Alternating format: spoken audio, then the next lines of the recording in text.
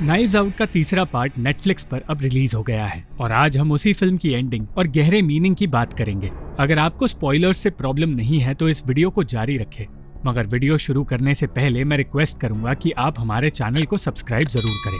Wake up dead man एक ऐसी mystery है जो एक तरह से एक बंद कमरे में हुई मौत के बारे में है। चर्च के उस कमरे में एक ऐसा इम्पॉसिबल गुनाह होता है जहाँ कातिल न जाने कैसे एक छोटे से बंद कमरे में घुस आया और कत्ल करके गायब हो गया। इस फिल्म में हम देखते हैं जड नाम के आदमी को जो एक बॉक्सर हुआ करता था। एक बॉक्सिंग मैच में उसके हाथों एक आदमी की मौत हो गई, जिसके बाद जड एक पादरी बन गया। मगर पादरी बनने के बाद भी वो बॉक्सिंग को पीछे नहीं छोड़ पाया और जड को न्यूयॉर्क के एक पहाड़ी इलाके में मौजूद किसी चर्च में भेज दिया गया। इस चर्च को चलाने वाले पादरी का नाम जेफरसन विक्स है, जिसकी कहानी के बारे में जड को मार्था नाम की एक औरत से पता चला जो बचपन से ही उस चर्च में आती है और चर्च की सेवा करती है।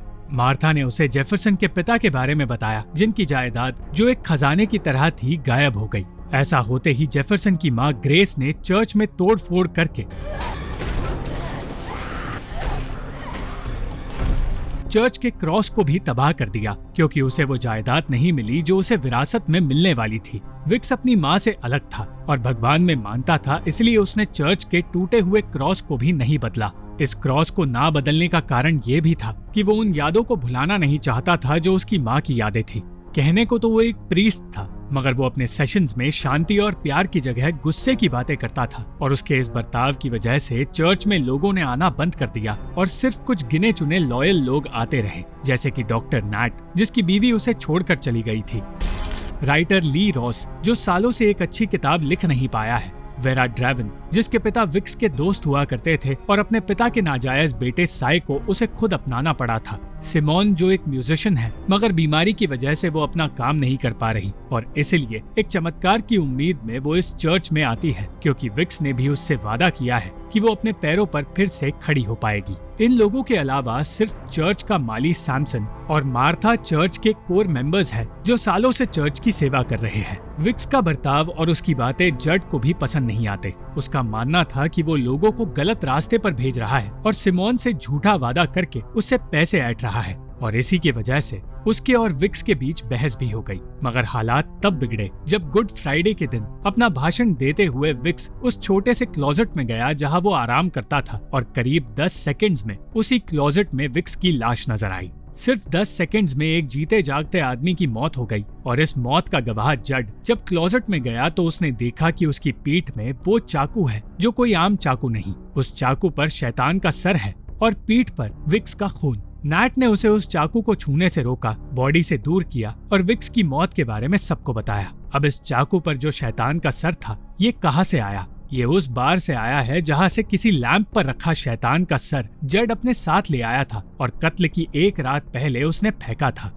अब इस कत्ल का शक सीधे जड पर चला गया और फिर आता है बेनवा ब्लॉन्क नाम का डिटेक्टिव, जिसने अपनी पहचान छिपाकर जड से बात की और उसे यकीन हो गया कि कातिल जड नहीं है। यहाँ तक हम फिल्म को जड के पर्सपेक्टिव से देख रहे थे, इसलिए एज ऑडियंसेस हमें यकीन था कि चर्च में मौजूद लोगों में से कोई एक कातिल है। मगर जब बेनवा ब्लॉन्क ने जड से सारी बातें सुनी तो उसे पता चला कि कत्ल के दौरान सिर्फ जड विक्स के साथ कुछ वक्त के लिए अकेला मौजूद था। जड वैसे ही विक्स से नफरत करता था, क्योंकि एक तरफ जहाँ जड लोगों को साथ लाना चाहता था, वही विक्स लोगों को बुरा भला कहकर उन्हें भगवान से दूर कर रहा था। बेनवा ब्लॉन्क ऐसा आदमी है जो चर्च जैसी जगह में बिलीव नहीं करता। उसका मानना है कि चर्च में भगवान की बातें सिर्फ कहानियां हैं। जड का कहना था कि अगर वो कहानियां भी है तो कम से कम इन कहानियों से लोगों को जिंदगी जीने की चाह और हिम्मत मिलती है, इसीलिए वो भगवान में मानता है। यहाँ इस फिल्म का एक ट्विस्ट आता है। ये बात सामने आई कि साई असल में विक्स का नाजायज बेटा है, जिसके साथ अब विक्स पॉलिटिक्स में कदम रखने वाला है। उसने चर्च को हमेशा के लिए बंद करने का फैसला ले लिया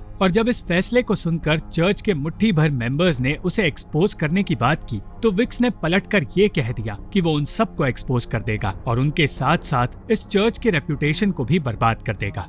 अब विक्स अचानक एक पॉलिटिशियन बनने के बारे में क्यों सोचने लगा, ये आपको आगे पता चलेगा। मगर अब आधी फिल्म खत्म होने के बाद इस फिल्म का सबसे बड़ा ट्विस्ट, फिल्म की सबसे अहम मिस्ट्री सामने आई।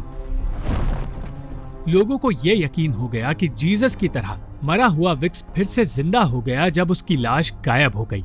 ये चीज भी सिर्फ जड ने अपनी आंखों से देखी थी।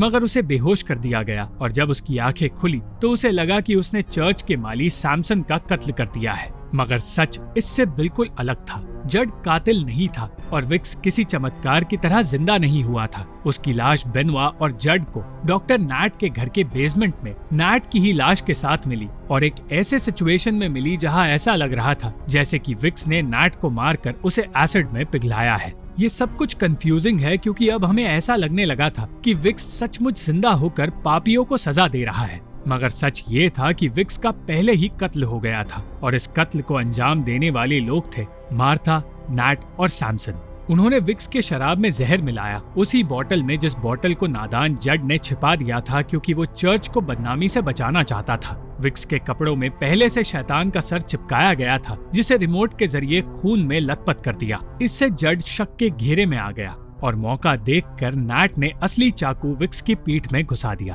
अब ये सारा खेल सिर्फ एक चीज के लिए हुआ, एक हीरा जिसके लालच में ग्रेस भी पागल हो गई थी। उस हीरे को ईव्स एप्पल कहा गया है जिसका राज विक्स के पिता अपने साथ अपनी कब्र तक ले गए, लिटरली अपनी कब्र तक। वो हीरा कहाँ है इस बात का सच सिर्फ मार्था जानती थी। उसने ग्रेस को भी ये राज नहीं बताया, मगर एक दिन कन्फेशन करते वक्त उसने विक्स को ये राज बता दिया। उसे एहसास हुआ कि उसने गलती कर दी है क्योंकि विक्स भी लालच में आ गया और अब उस हीरे का इस्तेमाल करके वो अपने बेटे साई के साथ राजनीति में घुसने के बारे में सोचने लगा। मार्था ने चर्च की सेवा में अपनी पूरी जिंदगी लगा दी और वो नहीं चाहती थी कि लालच में कोई भी इंसान चर्च की संपत्ति यानी कि उस हीरे को चुरा ले। उसे जैसे ही पता चला कि विक्स अपने पिता की कब्र खुदवाने वाला है, उसने हीरा बचाने के लिए पूरा प्लान बनाया। सैमसन ने इस काम में मदद करने का फैसला किया क्योंकि वो मार्था से प्यार करता था और विक्स के कपड़े पहनकर बाहर आने वाला और कब्र में से हीरा चुराने वाला सैमसन ही था। मगर हीरा देखकर नैट लालच में आ गया और सैमसन को मारने के बाद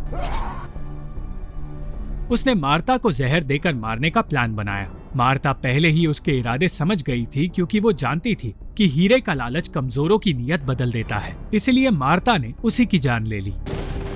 यहाँ वो राज खुलता है जो सबके दिमाग में था कि आखिर नैट की लाश बेसमेंट के टब में कैसे आई। बेनवा ब्लॉन्क तहकीकात करते हुए ये पूरा खेल समझ गया था और वो मार्था का सच भी जान गया था। वो सबके सामने इस सच का पर्दाफाश करने ही वाला था कि तभी उसे कुछ महसूस हुआ। उसे एहसास हुआ कि मार्था के अंदर बहुत सारा दर्द और पछतावा भरा हुआ है, इसलिए वो चाहता था कि मार्था इस पछतावे से आजाद हो जाए और अपना गुनाह खुद कबूल करके उसे शांति मिले। मार्था को उसी की आस्था में जकड़कर ब्लॉन्क ने अपना प्लान पूरा किया और मार्था ने जड के आगे चर्च में कन्फेस किया। ये पूरा गुनाह जिस हीरे के लिए हुआ था वो हीरा सीनियर फादर विक्स ने निगल लिया था क्योंकि वो उस हीरे को उन लोगों से बचाना चाहते थे जो उसका गलत इस्तेमाल कर सकते हैं। और अंत में जब मार्था ने अपनी मौत के दौरान वो हीरा छोड़ा तो जड ने उस हीरे को छुपाने की जिम्मेदारी उठाई। अब वो उस चर्च को फिर से शुरू करना चाहता था और खुद उस चर्च को संभालना चाहता था। ब्लॉन्क ने हीरा देखकर अपना मुंह मोड़ लिया क्योंकि वो चाहता था कि जड फैसला ले कि उसे इस हीरे के साथ क्या करना है। और एक मूर्ति खुद बनाकर जड ने चर्च को नया रूप दिया और वो हीरा उसी मूर्ति में छुपा दिया ताकि वो कभी किसी को ना मिले। साई को शक था कि जड ने ईव्स एप्पल यानी कि वो हीरा अपने पास रख लिया है, मगर उसके पास ऐसा कोई रास्ता या सबूत नहीं था जिससे वो ये बात साबित कर सके। वेक अप डेड मैन एक बहुत अच्छी मिस्ट्री फिल्म जरूर है, मगर ये एक मिस्ट्री से कहीं ज्यादा बढ़कर है। इस फिल्म में आस्था, अच्छाई और बुराई के बारे में भी दिखाया गया है और हर एक किरदार को देखकर हमें ये समझ आता है कि कोई भी इंसान सिर्फ अच्छा या बुरा नहीं होता। हर किसी में कमियां होती है और अच्छाई और बुराई दोनों ही हमारे अंदर बसी होती है। बस ये फैसला हमारे ऊपर छोड़ा गया है कि हम इन दोनों में से किस हिस्से को चुनते हैं। अगर आपको ये वीडियो पसंद आई तो इस वीडियो को लाइक, शेयर और इस वीडियो पर कमेंट जरूर करें और इस चैनल को सब्सक्राइब करना मत भूलना।